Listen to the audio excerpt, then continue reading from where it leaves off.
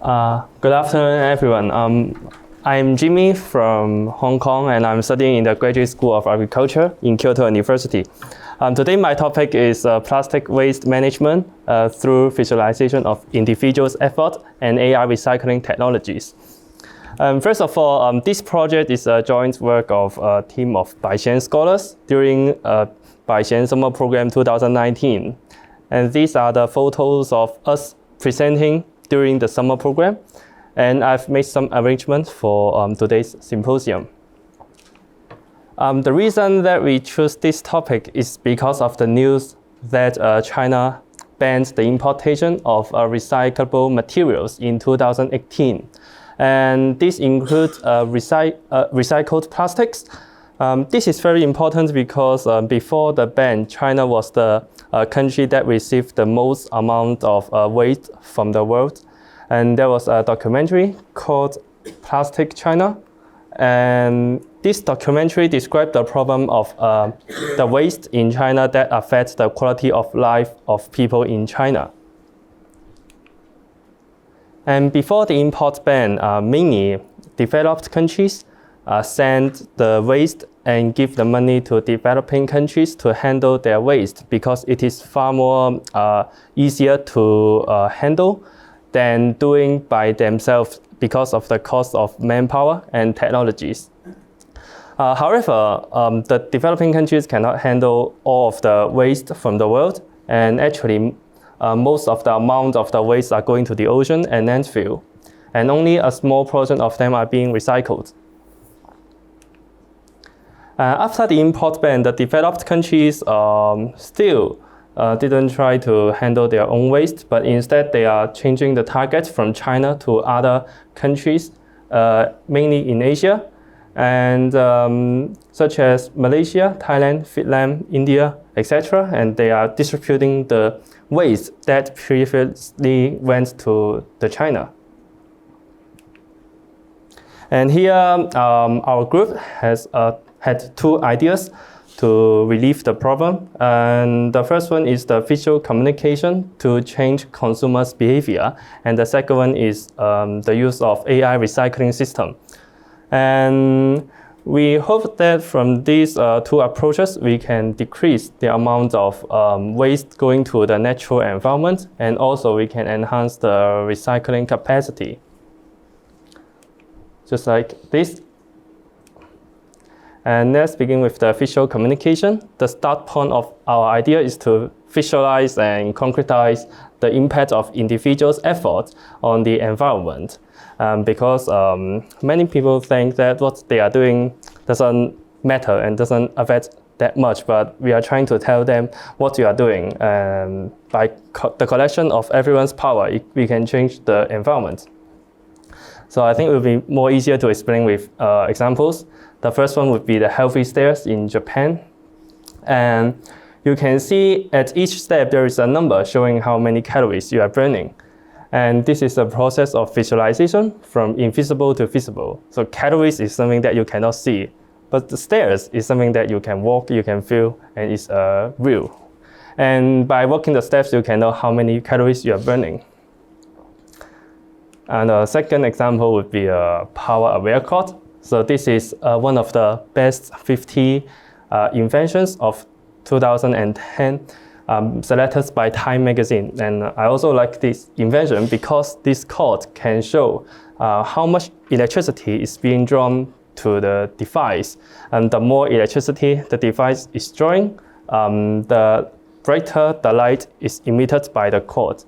And this is more intuitive than you just reading the electric meter to show how much electricity you are using, so the consumers can be aware and use less electricity. So let's go back to the plastic waste problem. One of our group mates have designed a creative method to show, to visualize the plastic waste to the monitor on all kinds of stores that have a digital display, such as convenience store, supermarket, souvenir shops, or restaurants, etc. So specifically, on the monitor, there is a picture of ocean full of plastic waste. let's say if we are buying things in the convenience shop, if we don't need a plastic bag, we say, I don't need a plastic bag. So the monitor will, some of the plastic waste from the ocean will disappear. So become lesser and lesser. If another customer come and say she or he doesn't need a plastic bag, so more and more plastic waste will disappear. And finally, there will be a clear and very beautiful ocean view on the monitor. So this is a very simple example. So we are in the convenience shop. The monitor asks you, do you need a plastic bag? So if you choose no, some of the waste disappear, and more customers said they don't need a plastic bag. So more and more waste disappear until there's nothing here. And we think that the good point of this design is we are reminding the beauty of nature instead of presenting the pollution, which may make the customer feel guilty.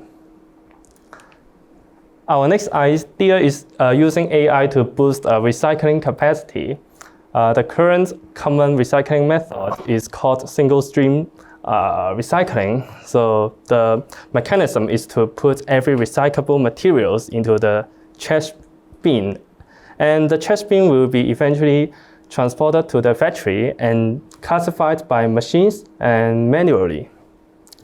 The good point of this recycling method is that it is very user-friendly to the family to recycle their trash because they don't need to classify by themselves. But the disadvantage is also very obvious, is the contamination. For example, you finish a pizza, so there is a pizza box which is made by paper and recyclable, but it's very greasy and it may contaminate the whole trash bin. That makes the things inside the bin cannot be recycled. And even for plastic, plastics is not just plastic, and it may include different materials. And actually, there is a mark on your plastic product showing which material is it, and it requires different treatment in the factory to recycle. And AI recycling is actually happening in Shanghai because of the new regulation that forcing families in Shanghai to classify their own trash by themselves into 4 categories, including kitchen waste, recyclable waste, hazardous waste, and other waste. But it is very difficult to classify and very confusing. So Shanghai government established this AI trash bin.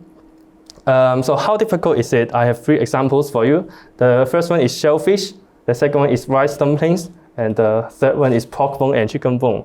So let's think about for several seconds, and let's see if you can classify it correctly into these 4 categories.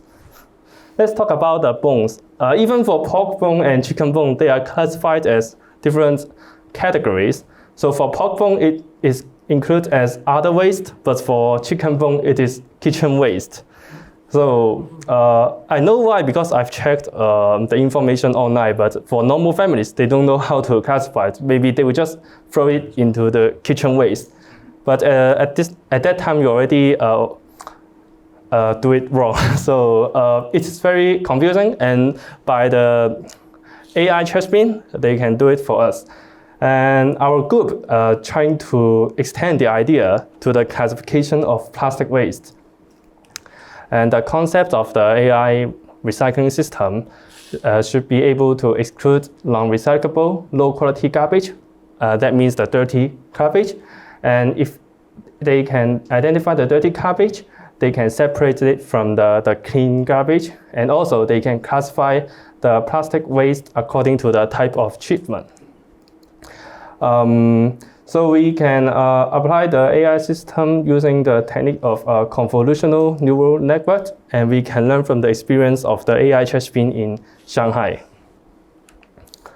To conclude, the China import ban policy raises an urgent need for us to solve the problem of plastic waste in the world.